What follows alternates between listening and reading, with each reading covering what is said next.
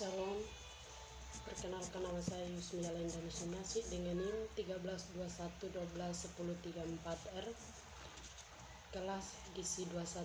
Baik, di video ini saya akan menjelaskan materi sedikit tentang globalisasi. Jadi globalisasi adalah proses mendunianya suatu hal sehingga batas antara negara menjadi hilang. Globalisasi didukung oleh berbagai faktor seperti perkembangan teknologi, transportasi, ilmu pengetahuan, telekomunikasi, dan sebagainya, yang kemudian berpengaruh pada perubahan berbagai aspek kehidupan dalam masyarakat. Misalnya dalam aspek ekonomi, globalisasi menimbulkan terbentuknya pasar bebas yang membuat perdagangan antara negara dapat dilakukan lebih bebas. Globalisasi ekonomi pada intinya adalah suatu kegiatan ekonomi atau perdagangan internasional yang terintegrasi dan terjadi tanpa batas-batasan wilayah negara. Globalisasi perekonomian ini memudahkan keluar masuknya barang dari dalam maupun luar negeri. Baik, yang berikut faktor penyebab globalisasi. Faktor penyebab globalisasi yang pertama yaitu perkembangan teknologi informasi dan transportasi. Pesatnya perkembangan teknologi informasi dan transportasi membuat kegiatan jual beli antara negara menjadi lebih mudah. Yang kedua, meningkatnya kerjasama internasional. Kerjasama internasional memudahkan terjadinya transaksi antara negara yang kemudian turut meningkatkan jumlah produk yang masuk dari luar negeri dan juga sebaliknya. Proses globalisasi pun terus terjadi lebih perdagangan internasional ini. Yang ketiga, kemudahan transportasi. Pengiriman barang dan jasa antar negara menjadi lebih mudah sehingga banyak produk asing yang masuk dan menjadi bagian dalam kehidupan masyarakat. Kemudian adaptasi oleh masyarakat setempat sehingga terjadi penggabungan kebudayaan. Yang berikut, ekonomi terbuka. Perdagangan global yang terjadi saat ini dikarenakan negara-negara di dunia semakin terbuka satu sama lain, sehingga terjadi pertukaran produk dari satu negara ke negara lain. Baik, yang berikut aspek globalisasi. Globalisasi mempengaruhi 3 aspek. Yang pertama, aspek ekonomi. Aspek ekonomi yang dapat dilihat dari meningkatnya perdagangan internasional, di mana kini segala transaksi jual beli antar negara dapat dilakukan melalui berbagai macam cara seperti Tokopedia dan lain-lain. Aspek yang kedua yaitu aspek sosial budaya. Aspek sosial budaya yang dapat dilihat dari proses masuknya nilai norma cara hidup hingga praktik kebudayaan secara terintegrasi dalam kehidupan masyarakat. Hal ini merujuk kepada berbagai perilaku masyarakat yang tengah dipengaruhi oleh budaya global.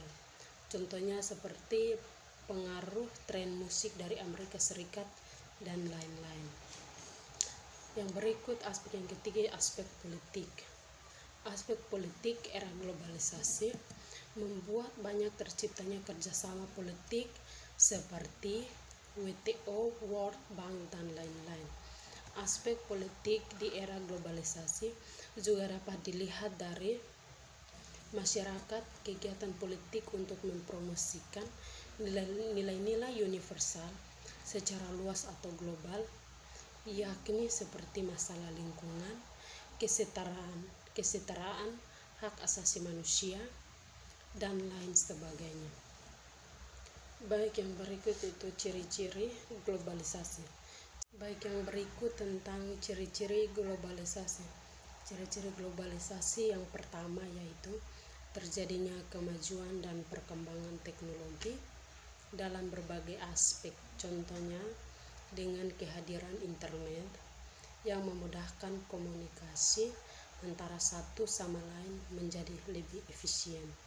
Yang kedua, terjadinya kerjasama ekonomi antara negara di dunia yang menyebabkan adanya ketergantungan antara pasar dan produksi ekonomi negara. Kesepakatan kerjasama inilah yang membuat proses globalisasi terus berjalan tanpa henti. Yang ketiga yaitu munculnya berbagai macam masalah bersama yang harus diselesaikan, contohnya seperti pencemaran lingkungan, krisis multinasional, dan lain sebagainya. Yang keempat, terjadinya interaksi yang mengakibatkan adanya pertukaran budaya atau akulturasi tanpa disadari. Seiring berkembangnya zaman dan perkembangan teknologi, pertukaran budaya semakin mudah terjadi dan cepat mempengaruhi satu sama lain. Yang berikut yaitu tentang dampak globalisasi. Globalisasi memiliki dampak positif dan negatif dalam kehidupan masyarakat. Yang pertama, dampak positif. Dampak positif yang pertama yaitu masyarakat antar negara dapat berinteraksi lebih mudah dengan kemajuan teknologi.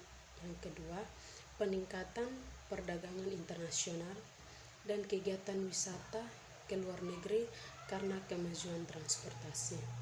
Yang ketiga yaitu pengembangan ilmu pengetahuan yang semakin pesat.